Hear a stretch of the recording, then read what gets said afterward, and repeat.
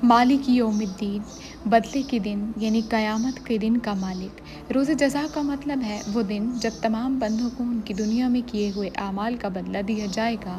यूँ तो रोज़ जज़ा से पहले भी कायनात की हर शय का असली मालिक अल्लाह ताला है, लेकिन यहाँ ख़ास तौर पर रोज़ जज़ा के मालिक होने का ज़िक्र इसलिए किया गया है कि दुनिया में अल्लाह ताला ने ही इंसानों को बहुत सी चीज़ों का मालिक बनाया हुआ है।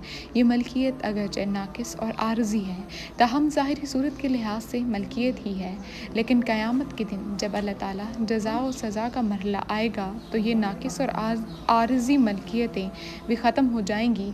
उस वक्त ज़ाहिरी मलकियत भी अल्लाह ताला के सिवा किसी की ना होगी। इय्याका नअबुदु व इय्याका नस्तईन, हम सिर्फ तेरी ही इबादत करते हैं और तुझसे ही मदद मांगते हैं। यहाँ से बंदों को अल्लाह ताला से दुआ करने का तरीका सिखाया जा रहा है।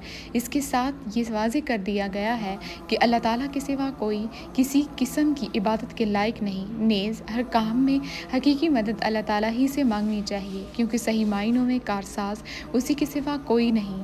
दुनिया के बहुत से कामों में बाज़ औक़ात किसी इंसान से जो मदद मांगी जाती है वो उसे कारसाज समझकर नहीं बल्कि एक ज़ाहिरी सबब समझकर मांगी जाती है। इहदिन सिरातल मुस्तकीम, हमें सीधी और सच्ची राह दिखा, यानी ज़िंदगी के हर शोबे में ख़याल, अमल और बर्ताव का वो तरीका हमें बता जो बिल्कुल सही हो, जिसमें गलत बीनी और गलतकारी और बद अंजामी का ख़तरा ना हो, जिस पर चल कर हम सच्ची फ़लाह व सआदत हासिल कर सकें। ये है वो दरख्वास्त जो कुरान का मुताला शुरू करते हुए बंदा अपने खुदा के हुज़ूर पेश करता है। उसकी गुजारिश ये है कि आप हमारी रहनुमाई फरमाएँ और हमें बताएँ कि क़यासी फ़लसफ़ों की उस भूल भुलैया में हकीकत नस्ल अमरी क्या है, इख़लाक़ की उन मुख़्तलिफ़ नज़रियात में सही निज़ाम इख़लाक़ कौन सा है, ज़िंदगी की इन बेशुमार पगडंडियों के दरमियान फ़िक्र व अमल की सीधी और साफ़ शाहराह कौन सी है। सिरातल्लज़ीना अनअमता अलैहिम, उन लोगों की राह जिन पर तूने इनाम किया। ये इस सीधे रास्ते की तारीफ़ है जिसका इल्म हम अल्लाह ताला से मांग रहे हैं, यानी वो रास्ता जिस पर हमें हमेशा से तेरे मंजूर नज़र लोग चलते रहे हैं। वो बेख़ता रास्ते की कदीम तरीन ज़माना से आज तक जो शख्स और जो गुरूह भी उस पर चला वो तेरे इनामात का मुस्तहिक हुआ, तेरी नेमतों से मालामाल होकर रहा। गैरिल मग़दूबि अलैहिम वलद्दाल्लीन, उनकी नहीं जिन पर गज़ब किया और ना गुमराहों की।